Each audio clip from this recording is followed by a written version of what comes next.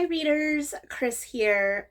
It's been a while, but I'm here to do my October wrap up in my November TBR. It's been a crazy past 2 weeks. Long story short, I was really kind of sick, not feeling well for a week there. 2, got a new ferret in my life who I will introduce at some point. That's been a little crazy. And then 3, I had to take a work trip to Louisville, Kentucky, of all places. And oh look, the new ferret is causing trouble already. So hold on a second. I wasn't planning on doing this, but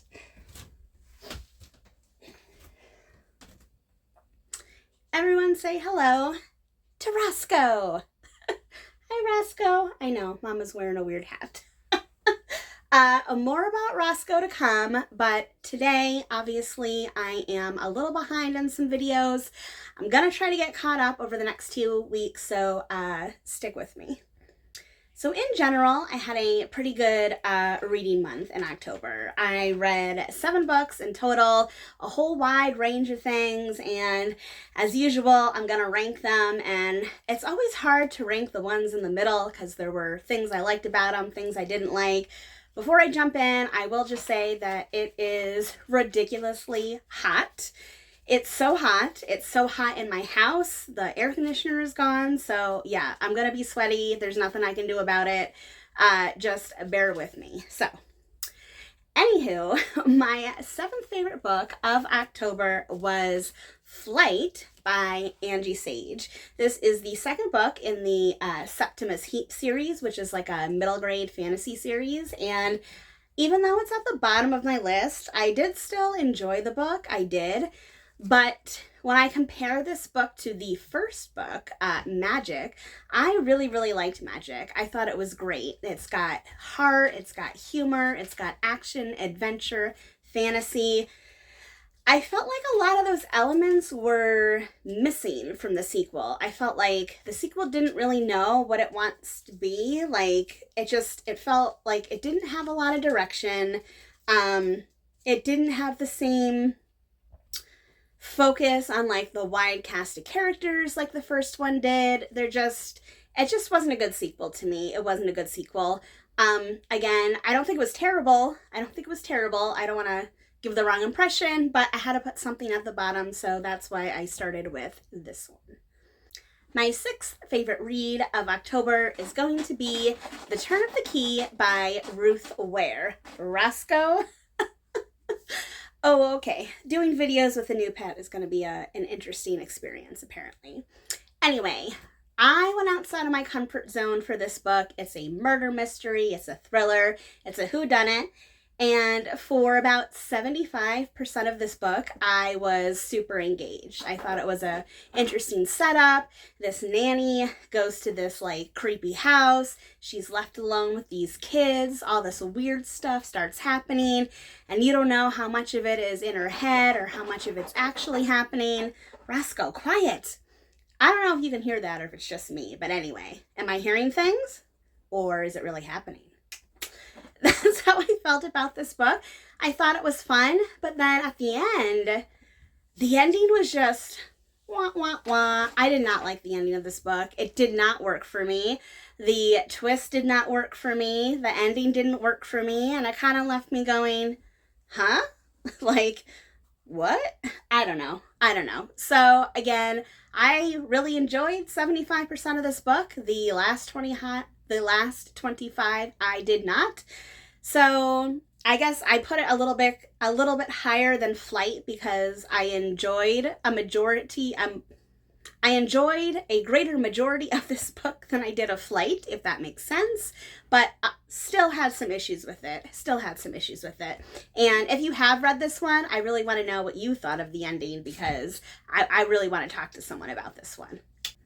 My 5th favorite read for October is going to be Dolores Claiborne by Stephen King.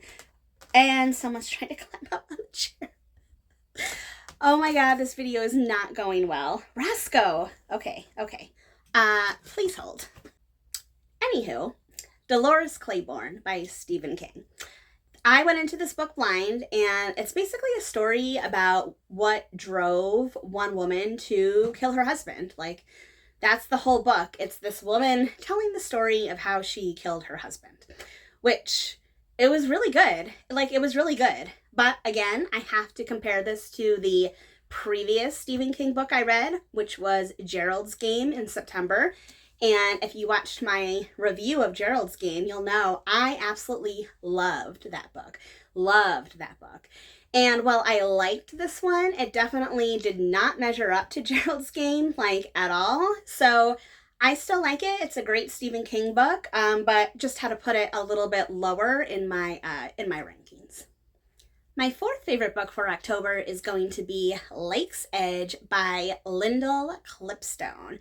First of all, how cool is the cover of this book? This is the actual hard case cover. Love it. You will know, if you've been watching my videos, that I've kind of been having this challenge with book box books because I feel like they're all the same. I did not feel that way about this one. I felt like this one was different enough that it was actually exciting to read. This book is very spooky, it's very gothic, and it was perfect to read in October. So it's about this young girl and her brother, and they basically get they get lost in the woods and they get rescued by this man who they only know as the Monster. And the Monster lives in this manor house by this lake. Lake's Edge is the name of the manor house. And basically the manor has fallen in disrepair because the lake and everything surrounding the lake has been corrupted with this dark magic, and it's spreading. So it started at the lake and it's slowly spreading throughout the grounds. It's like almost up to the house, and if they don't figure out a way to stop this spreading corruption, like, it could spread all over the world. So it's a really cool story about like trying to stop this corruption, but also trying to like not become a monster, trying to stop it. It's got some really cool stuff going on. I don't want to go into it too much more because I do want to do a full review of it at some point. If I ever get caught up in reviews, maybe by the end of the year, we'll see. But Lake's Edge, really enjoyed it. Again, the next three, I think, had like a little something extra special about it that this one was missing, but it was still a great read and I still really enjoyed it. My third favorite read for October is going to be The Blue Sword by Robin McKinley. This book was recommended to me by Seajar, so thank you, Seajar, for recommending this to me. You were definitely right. It was right up my alley. And I find it weird, especially because this is like a Newbery Honor book. I feel it's weird that like I hadn't heard of this book before, or this series.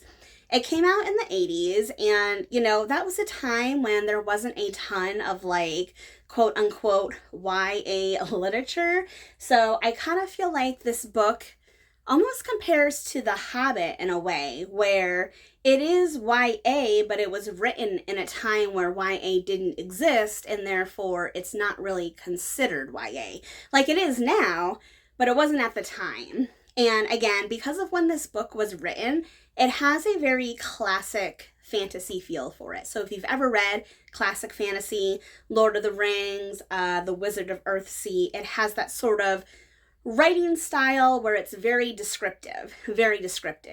But at the same time, like the actual elements of the story are very modern, or they were very modern at the time that this book came out. I would even say they're still modern today.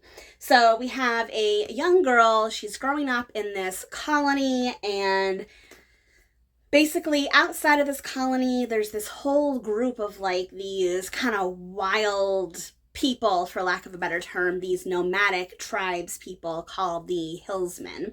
And normally they're kind of like this, again, nomadic people, but recently there is someone who's kind of risen and kind of like banded everyone together. So now they're like a true group. And he has a feeling about this girl, so he decides he's going to kidnap her, basically, in the middle of the night.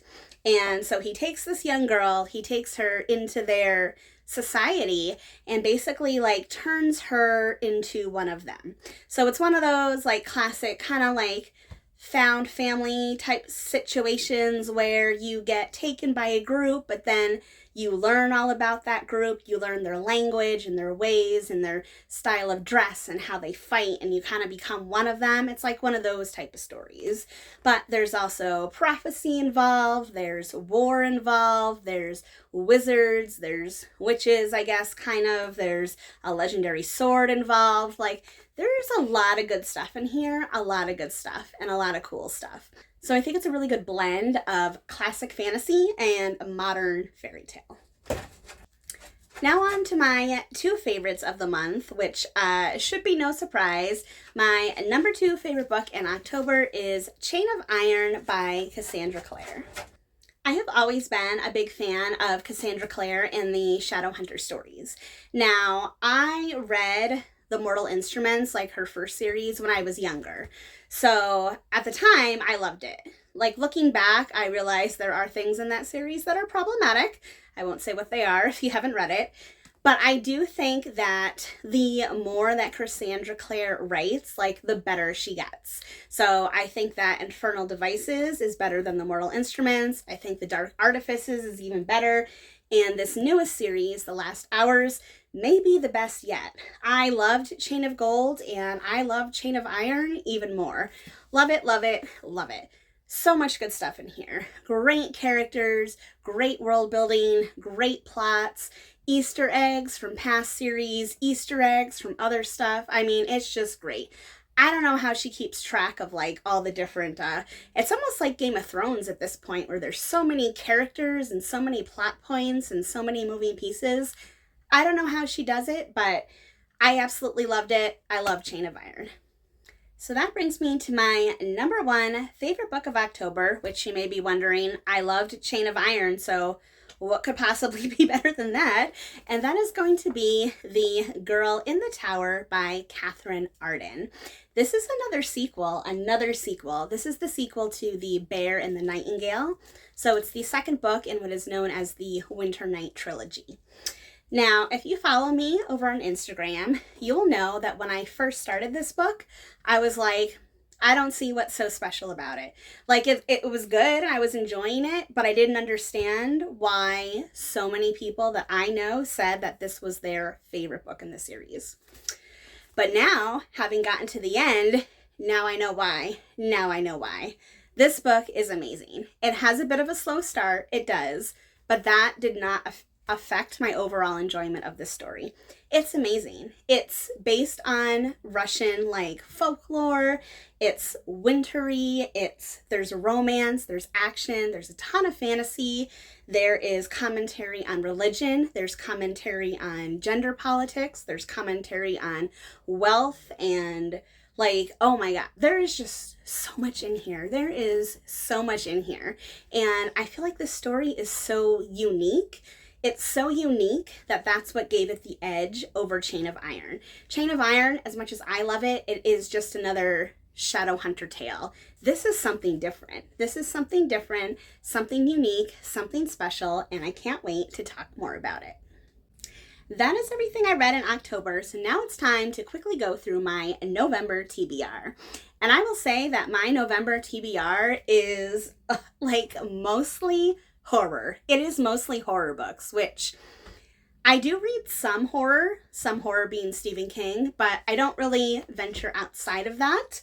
But for November, I have a ton of horror, starting with my recommendation of November, which is Code Red by R. St. Clair, aka Regina St. Clair. She is a horror tuber. This is not her first book. I actually won a copy of this book from David over at David's Book Reviews. I won another book from him as well, which I'll talk about in a minute. I have heard so many of my booktube friends talking about this book that I just had to read it. I had to read it. And I can tell you, only being a few chapters in, that my impression of this book based on the cover is totally different than what I've read so far. I don't want to give anything away, but I'm really enjoying it. Next up, I am continuing my Stephen King journey, and the next book after Dolores Claiborne is this beauty, Nightmares and Dreamscapes. This is actually a collection of short stories, and it is a chunker. It is a chunker. It is a chunky book. Very chunky. I'm gonna do the best I can. If I don't finish it exactly at the end of the month, that's okay. That's okay. I'm not gonna put any pressure on myself to finish this. I think I just need to not put any pressure on myself this month. But Nightmares and Dreamscapes, I'm getting through it, and we'll see how it goes. Next up, I have a new adult fantasy for the month, and I really wanted to take a break from series and just read something standalone. And I was having a trouble finding like just a regular standalone adult fantasy when this walked into my life, and that is Blue Revolutions by S.E. Martins. Now, she is an indie author, and she was kind enough to reach out to me and send me a copy of her book. As soon as I saw the cover of this book and read about it, I knew that I wanted to read this. I knew I wanted to read it. First of all, the cover of this book gives me like an anime feel, and even though it's not something I'm like super into right now, in my past, it was something I really, really loved. So like 90s anime, early 2000s, like that's my jam. This is also about a young girl who's like a high school student on Earth, but then a princess in a different world. Like everything about this book sounds like it's right up my alley. So I am so thrilled that she sent me a copy, and I can't wait to read it and tell you all about it. Next up, I have my rando book of the month. As you know, I always pick like a random book from like a random genre, and it just so happens that this rando book I decided was going to be a horror book, and that is Lurking in the Dark, a horror tube anthology. Now, this book was actually put together by Regina St. Clair, who I'm reading Code Red, but the stories that are in here are all from different authors, and the stories that are in here are from like people that I consider friends. So we're talking Pax Panic, Mr. Morningstar, E.D. Lewis. I know there's others, I can't remember them all off the top of my head, but so many people who I interact with on BookTube, on HorrorTube, have stories in here that I want to read them and I want to support them. So I decided, what a perfect time to do it. And again, thank you to David over at David's Book Reviews for sending me a copy of this book. For my YA fantasy of the month, again, I wanted something like kind of standalone, something that wasn't like part of a series. So I was lucky enough to get a copy of Funeral Girl by Emma K. Oland. Now, this was actually sent to me by a friend over on Instagram, Kristen's Reading Nook. If you don't know Kristen's Reading Nook over on Instagram, I will put her channel in the description box. She's an amazing Instagrammer. I love her. I love her book reviews, and she's just a kind person. And she was like, hey, I read this book. I think it might be right up your alley because it's a mix of YA fantasy and horror. And I was like, yes, heck yes, send it my way. So of course, I wanted to make sure I got to it as soon as possible. It just so happens that it kind of fits into this like horror theme I've got going on this month. So Funeral Girl, can't wait to read more about this. Next up, I'm continuing the Septimus Heap series, so my middle grade fantasy, with book 3 of the series, Physique. I want to say it's Physique, not Physique, because I feel like Physique sounds fancier, right? But anyway, I know book 2, Flight, I didn't quite like as much as book 1, but the series is 7 books long, so like it has to get better at some point, I hope. So, actually, I can tell you in the first couple chapters that I've read, it already seems quite promising, more promising than the previous one. So, Physique, book 3 of Septimus Heap, I will be continuing with this series. And finally, that brings me to my last book of November, my book box book of the month, and that is going to be Only a Monster by Vanessa Len. Again, another Owlcrate book box book. It sounds pretty cool. It's about a girl who finds out that she comes from a family of monsters and like kind of working through what that means. Again, this has the potential to be a cool story, or it could be like a generic YA story. Come on, hat, do something, do something. Okay, my hat's getting a little floppy, as you can see. Even my hat is sweating. But anyway, Only a Monster. Hopefully it turns out to be more like Lake's Edge and not like some of the other ones that I've read recently. I love the black sprayed edges, so there is that. And also, I believe, yep, it's got a cool cover, a cool reverse dust jacket, which when I get around to reviewing this book, I'll show it in some more detail. Let's just say that. That's all for my October wrap-up and my November TBR. As always, if you like this video, please give it a thumbs up. It really helps me out. Let me know in the comments what you'll be reading in November. And if you're not subscribed, please subscribe to my channel for more bookish videos coming your way soon. All right, everyone. Happy reading.